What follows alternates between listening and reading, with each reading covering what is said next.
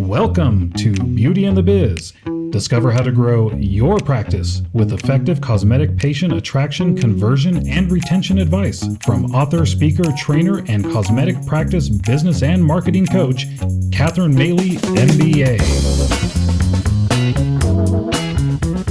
Hello and welcome to Beauty and the Biz, where we talk about the business and marketing side of the cosmetic practice.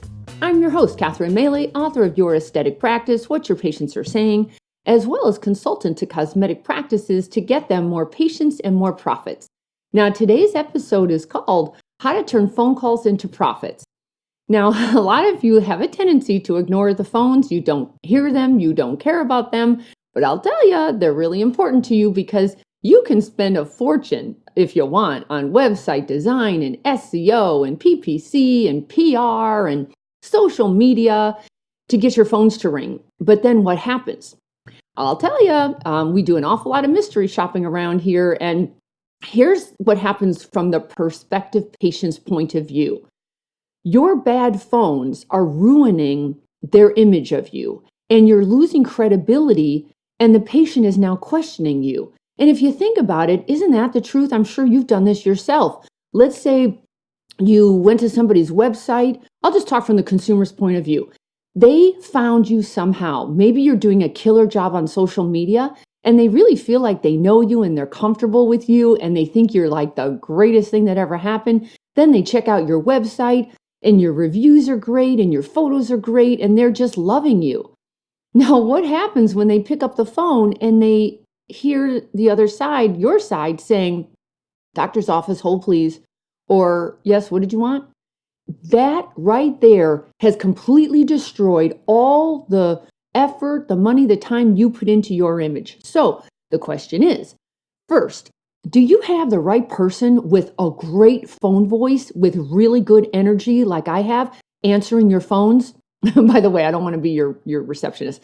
However, that is how I got started. I grew up in Chicago and everybody wanted to work in downtown Chicago, and I got a killer elite job being the receptionist at a huge engineering consulting firm.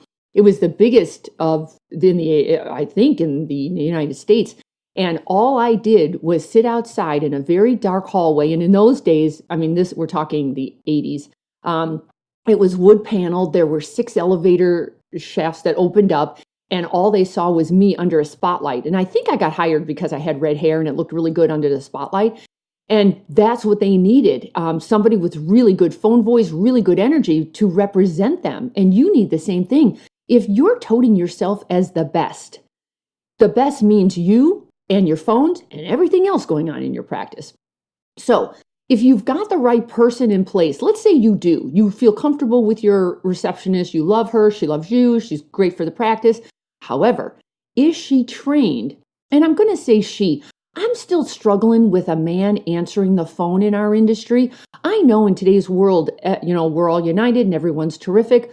I just find it can be confusing if your patient base is 85% female, I would actually cater to your demographics. However, if you're running some kind of catering to the gay population, then have a gay man answering the phone. Or if you're catering to the transgender group, have a transgender answering the phone. It just makes good common sense to try to bond with your receptionist and the general demographic you're going after. But anyway, if you've got the right person, are they trained? And here's what I mean. If you can get them to follow the phone fundamentals that I'm going to lay out next and stop all the craziness, because here's another thing that happens. You have a receptionist who either doesn't participate at all, has no phone energy, or you've got a gabber, somebody who keeps talking and doesn't listen, and she's on the phone call for 20 minutes or even longer because in her head, she thinks she's doing you and the caller a service by talking a lot and telling them everything they need to know. That's not how we do this. And I'm going to lay it out next. Because I guarantee if you use the phone fundamentals I lay out here right now, I guarantee your phone conversions are going to increase up to 30% in 48 hours. Okay? And I'm not kidding about that. I've done this over and over. So here goes.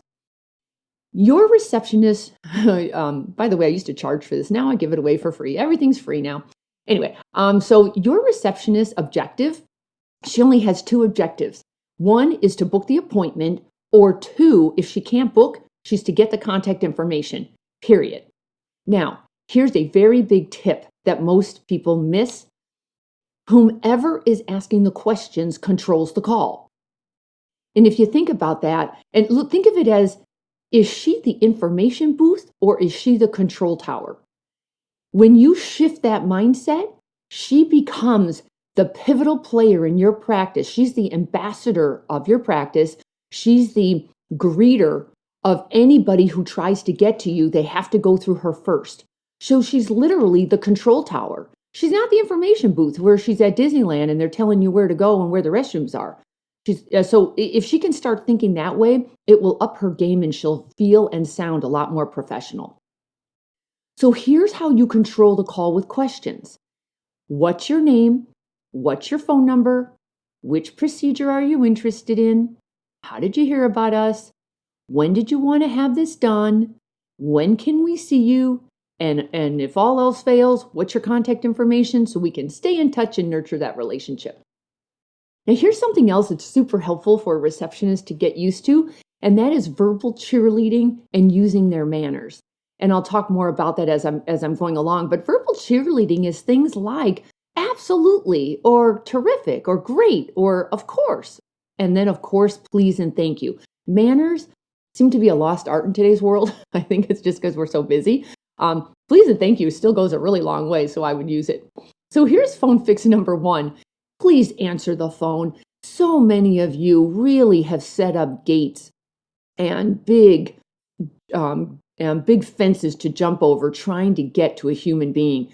And I'm talking about having an answering machine answer for you because you're busy or you leave for lunch. By the way, I don't see how you can close at lunch hour when an aesthetic patient who's working, might only have lunch hour to call you. Or you use some answering service that's horrendous and it's got Big Bertha who smokes 3 packs of cigarettes a day and they answer very cavalierly. Or what happens after hours when people call? Is it easy for them to somehow either connect with you, human to human, or do you have a really great system for them to leave a message or text you or do something? Really take a look at that and have somebody outside of your practice call your office and see what kind of experience they have. Because in the real world, in today's world, if you're playing the social media game or internet marketing, these patients are calling you after hours. So figure out what is that experience like when they are, because you want to be on top of that. So here's the mantra for your receptionist. The phone is your friend. It is not a distraction. It's not a nuisance. If you have to, put up mirrors so the receptionist can see herself in the mirror and see what kind of expression she's got going before she picks up that phone, because her attitude is everything. And then she's got to use a good greeting, and you use your voice to set the tone for the call. So a very simple greeting, and it should always be consistent, because the most professional practices I have worked with, they work on the fundamentals, and it's all very consistent. Everybody talks the same, they use the same lingo, they have the same attitude. It really sets you apart from the mediocre practice who is loosey-goosey and they're all over the place. So a typical nice greeting is, "Good afternoon, Best Plastic Surgery and Laser Center, Linda speaking. How may I assist you today?" Nice, huh? Now the next thing, now Linda is going to control the call from here on out. And here's how she's going to do it. She's going to get their name and number next. So Linda says, "Sure, I can help you with that. May I get your name, please?" And then she says, "Thank you, Karen." Now she's got Karen's name. "Thank you, Karen. And what's the best number to reach you at?" And hopefully that's the cell phone. Here's the next question. "Thanks for that. And can you tell me how you heard about us, Karen?" And then Karen says, and then she says, "Oh, that's terrific." And then, "By the way, Karen, which procedure did you want to discuss with Dr. Best?" Okay. And then the patient tells you. This is where you will let the patient do a little more talking, because the patient will often start with their story. And here comes the story. And this can go on and on and on. But this is the one time where you do want to stop, let the caller tell their story. And this is the procedure they want, or this is what they think they want, or This is what somebody told them they want. So let them tell you that part. But now you still take control of the call. You use more verbal cheerleading, and you might even have to butt in here because some of these patients want to go on and on. But you say, oh, yes, Karen, that's one of our most popular procedures. Now, by the way, Dr. Bess has performed more than 1,500 facial surgical procedures with fantastic results. Now, when were you thinking of having this done? Now, do you hear how conversational this is? And then when she answers, you say, oh, thanks so much for that information. Okay? Now, we all know there's a really good chance they're going to say, how much is it? I mean, that's just guaranteed. What happens is if you're not tightly scripted, your receptionist can fumble around with this. And oftentimes it's because they have their own money hang-ups or who knows. But and I hear this all the time. I don't want to script my receptionist. It sounds robotic. I'll tell you what sounds robotic and what sounds absolutely insane is when you have somebody fumbling around looking for the words to say because they don't know what to say. I'll take scripting any day over letting a receptionist decide how she's going to answer questions and what she's going to say. I have found that to go very sideways very quickly, so I'm a huge proponent in scripting. But you know what happens? The reason is scripting is because the receptionist has not practiced it enough, so she does sound robotic. The whole point is a good anybody, and especially somebody like you, a surgeon, took you 14 years to practice being a surgeon, for heaven's sakes. It also takes everything takes practice, doesn't it? Everything takes practice. You sound terrible when you first do it, then you get good at it, then you get skilled at it. So here's tip number 1 when it comes to talking about price. How much is it? You absolutely do not ever let your receptionist give a price without pre-framing you first. So I call it pre-frame before price. She has got to credential you first before she throws out prices because you have no idea what the caller thinks about price, knows about prices. Frankly, on the internet, she has seen prices all over the board. She's probably called your competitors who are not being forthright with prices.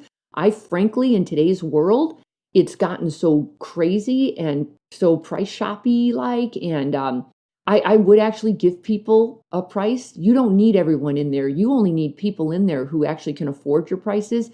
And if you're confident with what you charge, and you feel like you charge a fair price for what you offer, terrific. Stick to that. Tell them that.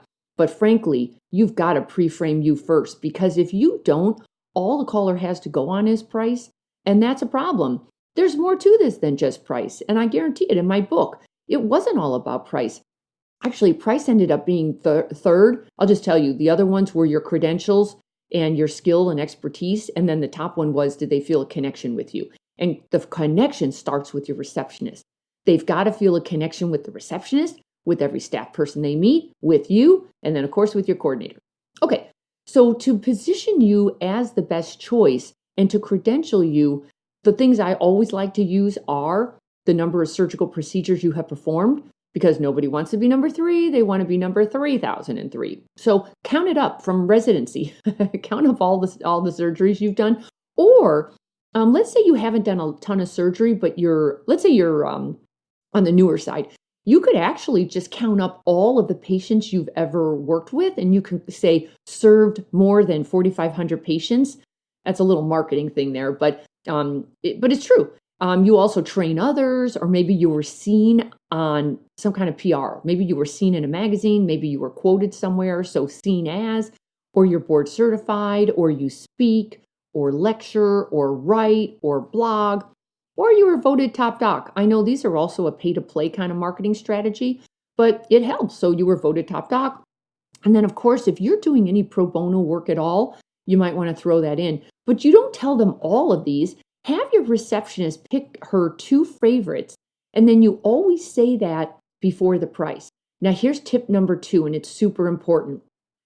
When your receptionist, and I call this answer a question with a question, there is no pause between her credentialing you and her moving right into the appointment. And I'll show you what that means here. So let's say the patient says, Karen says, how much is it? And your person, and I forgot everyone's names now, I don't know what her name is, but She says, "Oh, sure, Karen. I can help you with that. By the way, Dr. Best has performed more than 1,500 surgical procedures, and he even trains other surgeons on his innovative techniques. So you called the right practice. Now, the fees for that procedure, and here's where you either start at $6,500 or they range from $6,000 to $10,000. And we offer affordable pay plans. You'll get all the details once you've met with Dr. Best and then our coordinator, Linda. I see my next available appointment is on October 14th at 3 p.m. Does that work for you?" Okay, that everything I just said right there is so strategic, and it works beautifully if the receptionist can practice it, and because it's chock full of things. So I credentialed the surgeon ahead of time by saying he's performed lots of them with great results. He's even trained others. They love that. And then with the fees, you can either go with the start at or ranges from, but here was the caveat. The minute you say that, you have to follow up with, "and we offer affordable pay plans." You have to say those two together. Otherwise, they're stuck with sticker shock because they have no idea where they're going to come up with 10 grand. So if you put it together, you've just calmed the waters there, and you can keep going. Because you're not going to pause. I cannot tell you how many receptionists say, "Well, for that procedure, we charge 10 grand. And there's this pause. You know what that says to the caller? That you're questioning if they're going to buy that. You're questioning, "Are you okay with the 10 grand? If you pause, you have completely set up red flags for the caller to question what you just said. I hope I'm being clear about that. So you just keep going. And I'll do it some more here. Another thing that's going to happen is in the consultation fee. In today's world, let's be serious. You've got to charge a consult fee if you're going to have any chance of converting people. Otherwise, you're just going to be meeting people all day who, number one, don't show up, or number two, don't have the financial wherewithal, have no clue what they're talking about, don't even know what they want. I am a big believer now in consultation fees. Even if your neighbors don't charge, here's what I would do. If they're coming from the internet or social media, I would charge anyway, but at least charge a reservation fee so you get their credit card on file and don't charge them as long as they show up. But otherwise, use it as some kind of a perk.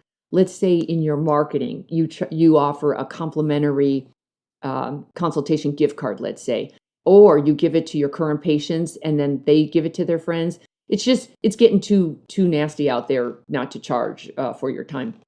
Anyway, so what you could say is for the consult fee, one more thing, Karen, because Dr. Best is in high demand, we do charge a consult fee of $100 that I take over the phone now to get you into the system, and it goes towards your procedure should you decide to move forward. Did you want to use your Visa, MasterCard, or Amex? Okay, so that's an easy way to handle that. And then here's the thing about questions. And this is, again, why you're not the information booth. That front desk is the control tower. So here's how we handle the questions.